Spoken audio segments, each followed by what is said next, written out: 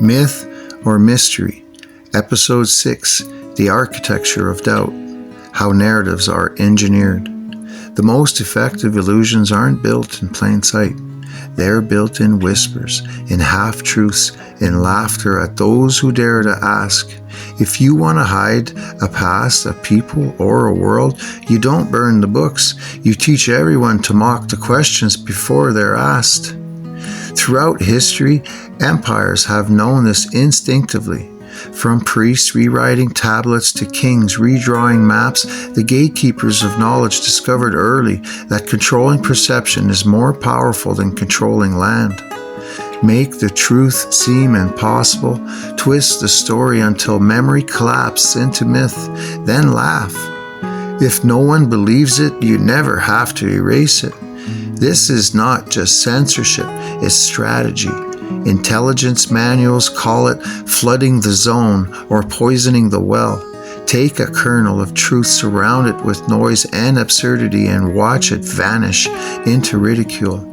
An 8-foot skeleton becomes a hoax, a perfectly aligned megalith becomes coincidence, a map hinting at lost continents becomes fantasy, a tale of a Norwegian father and son voyaging to the inner earth under a smoky sun becomes a children's adventure story. By making the unbelievable cartoonishly unbelievable, you protect the secret at its core. People dismiss the entire topic before ever looking at the evidence. Consider the myths we've explored. Giants, Nephilim, hidden continents, lost knowledge, all of it survives in fragments, but for every fragment there is a wall of ridicule waiting to fall on the curious. Skeptics call these claims absurd before studying them. Academics dismiss anomalies before cataloging them. Social media memes bury them beneath laughter and mockery. The effect is identical to the ancient strategy. Teach disbelief before discovery. The mechanics are subtle. Ridicule preempts reasoning. Oversaturation buries curiosity.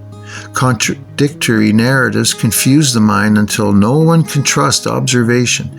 Even experts constrained by doctrine or career often play the game unconsciously. The result is a society trained to reject wonder, to question the messenger rather than the message.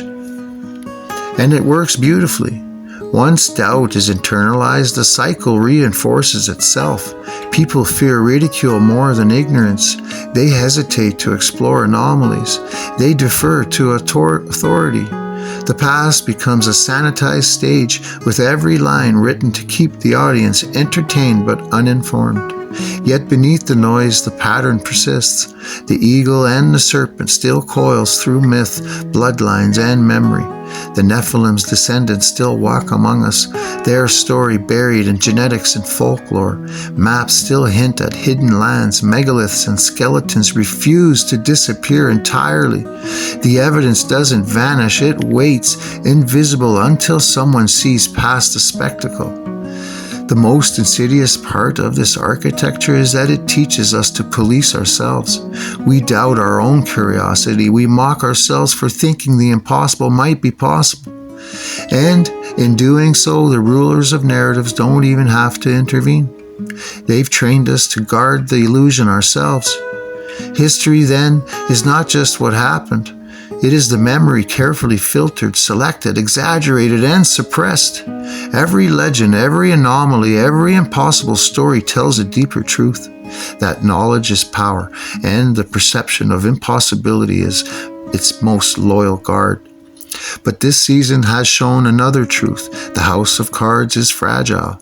Every myth, every map, every fragment of knowledge is a door. Once one person begins to see through the distortions, the dominoes start to fall. The ridicule loses its bite. The noise fades. The evidence emerges from the shadows. And the wrecking ball?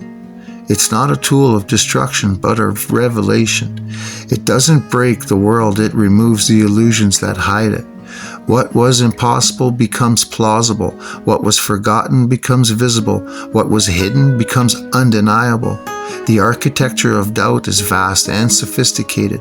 It shapes empires, minds, and belief itself, but it is not eternal. Every collapse begins with the recognition that someone somewhere remembered. Maybe the giants were never gone. Maybe the lost lands never disappeared. Maybe the Nephilim were never myths. And maybe the smoky sun and inner earth tales weren't meant to reveal truth.